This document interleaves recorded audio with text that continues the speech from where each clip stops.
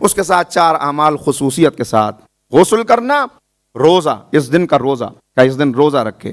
اور کیا اہمیت ہے اس روزے کی؟ امام جعفر صادق علیہ الصلوۃ والسلام فرماتے ہیں کہ روز غدیر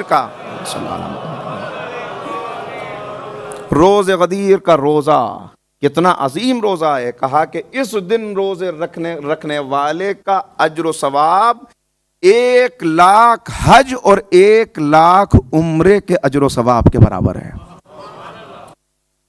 صادق آل محمد نے فرمایا۔ اور جب خود امیر المومنین سے پوچھا گیا، اس لیے کہ یہ آپ کی خدمت میں عرض کروں، صرف آپ جشن نہیں منا رہے، بلکہ امام حسن مجتبیٰ جب جشن مناتے تھے روز غدیر کا، تو اس دن امام کے یہاں خوشی کا عالم ہوتا تھا اور خود امیر المومنین شرکت فرماتے تھے، مولا کائنات خود شرکت فرماتے تھے۔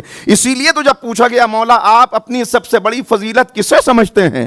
جس کی زندگی کا ہر لمحہ فضیلت ہو، ایسا فضیلت ہو کہ جس کا سونا بھی فضیلت بن جائے، جس کا سونا تک عبادت بن جائے، فضیلت بن جائے۔ اس سے پوچھا جا رہا ہے مولا سب سے بڑی فضیلت؟ کہا میں اپنی سب سے بڑی فضیلت روز غدیر پیغمبر نے مجھے خصوصیت کے ساتھ جو مولا بنایا، تاج ولایت جو سر پہ رکھا، صلوات پڑھیں محمد و آل محمد۔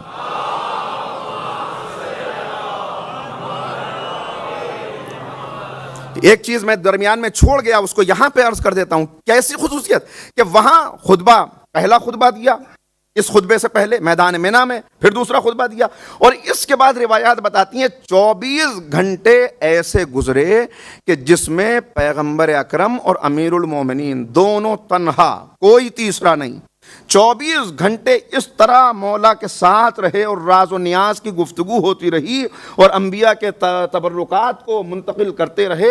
24 گھنٹے خصوصیت کے ساتھ گفتگو ہوئی اور پھر یہ خطبہ غدیر ہوا۔ اپنے اپنے گھروں کو لوگ چلے گئے، ائمہ کا طریقہ کہ اس انداز سے مناتے ہیں۔ تو اب خود مولا سے پوچھا گیا کہ مولا آپ فرمائیے کہ اگر کوئی روز غدیر روزہ رکھے تو اس روزے کی فضیلت کیا ہے؟ مولا کیا فرما رہے ہیں سنیے۔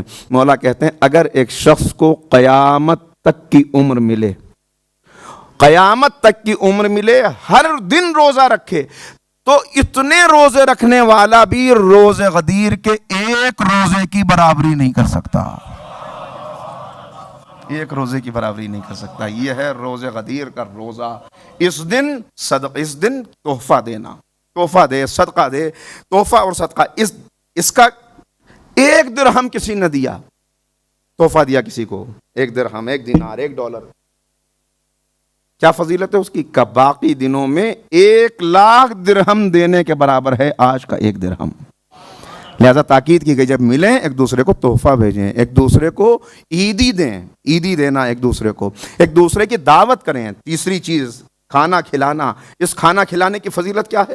اللہ اکبر، میں سمجھتا ہوں دنیا میں کوئی پیمانہ ایسا بنا نہیں ہے کہ جو اس اجر و ثواب کو محسوس کر سکے، جو اس بیان کر سکے۔ کوئی پیمانہ ناقص ہے، اس لیے کہ دنیا کے پیمانے ناقص ہیں، اور ذکر ان شخصیات کا ہے کہ جن کی ایک ضربت عبادت ثقلین سے افضل ہو جاتی ہے، ایک ضربت جہاں عبادت سے افضل ہو جائے۔ تو کہا کہ اس دن کسی مومن کو افطار کرانا، کسی کو کھانا کھلانا، کیا فضیلت ہے اس کی؟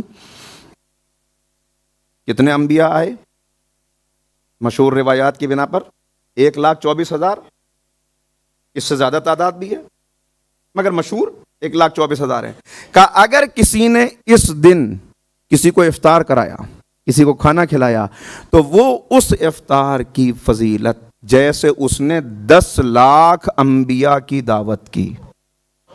نہیں رکی نہیں یہاں پہ بات، 10,00,000 انبیاء، 10,00,000 صدیقین اور 10,00,000 شہداء کو کھانا کھلانے کے برابر ہے۔